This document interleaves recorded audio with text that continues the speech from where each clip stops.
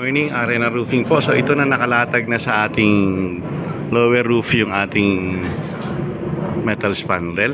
Nagmatch naman sa kanilang baluster. Kung kita nyo, nagmatch yung kulay. Ano? So ito, nakalatag na kami ng mga gutter. Papunta na kami doon sa area na yon. Papunta sa likod.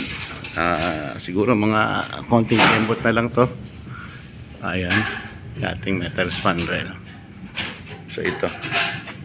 Yun pa, medyo maganda-ganda ng tingnan ngayon kaysa dati na liston at saka plywood na bitak-bitak na. So good morning po, Arena Roofing ito.